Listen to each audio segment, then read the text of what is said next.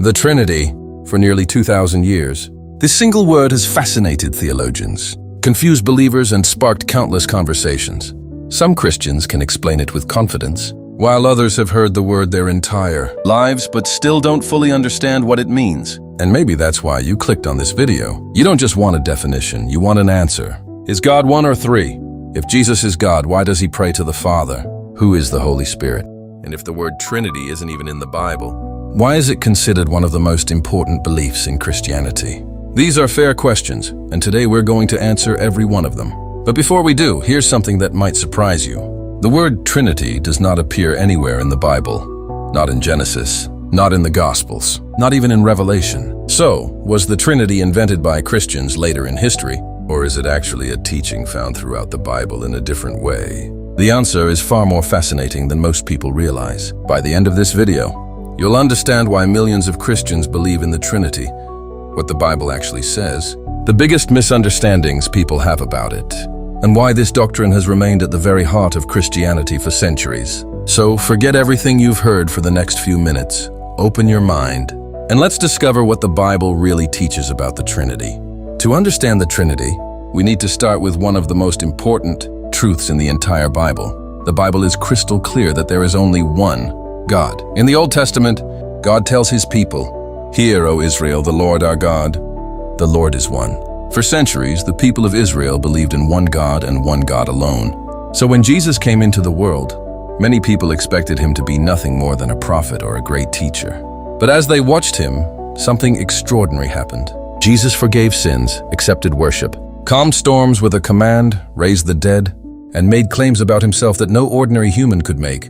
At the same time, the Bible also speaks about the Holy Spirit, not as an invisible force, but as someone who teaches, guides, comforts, and can even be grieved. Now, the early followers of Jesus were faced with a question that changed history. If the Father is God, Jesus is God, and the Holy Spirit is God, does that mean there are three gods? The answer was no. They still believed there was only one God. So how could all of these truths fit together without contradicting each other? That question led Christians to describe what they believed the Bible was revealing all along.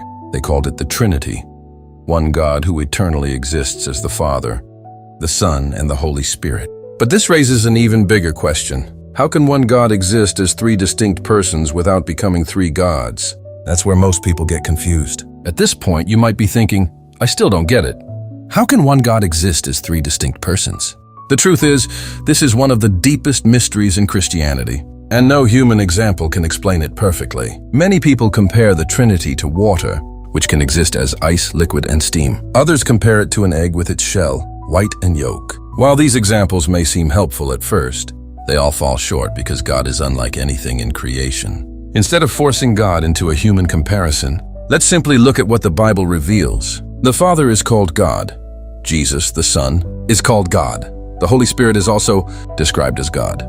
Yet the Father speaks to the Son prays to the Father, and the Holy Spirit is sent by the Father and the Son. They are distinct from one another, but they are never presented as three separate gods.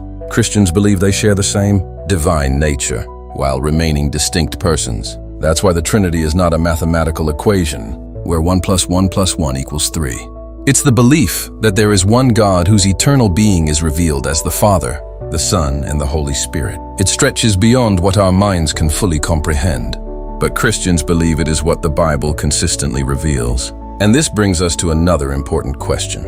If the Trinity is so important, where can we actually see it in the Bible? Let's open the scriptures and find out.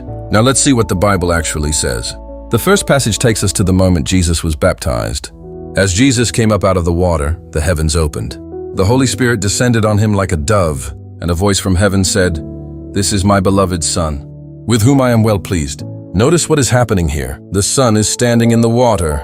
The Father is speaking from heaven. The Holy Spirit is descending like a dove. They are all present at the same moment. This isn't one person changing roles from one moment to the next.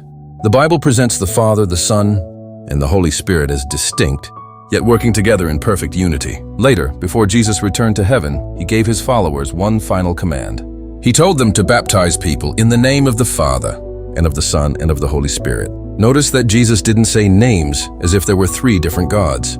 He said name, singular, while mentioning the Father, the Son and the Holy Spirit together. For Christians, this is one of the clearest pictures of God's unity and the distinction of the three persons.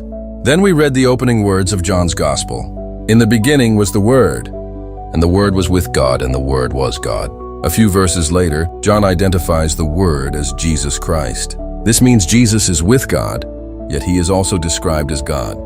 These passages don't remove every mystery, but together they help explain why Christians came to believe in the doctrine of the Trinity. But there's still one question that many people ask, and it's probably the biggest one of all. If Jesus is God, why did he pray to the Father?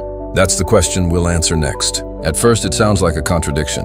But according to mainstream Christian teaching, Jesus is fully God and fully human.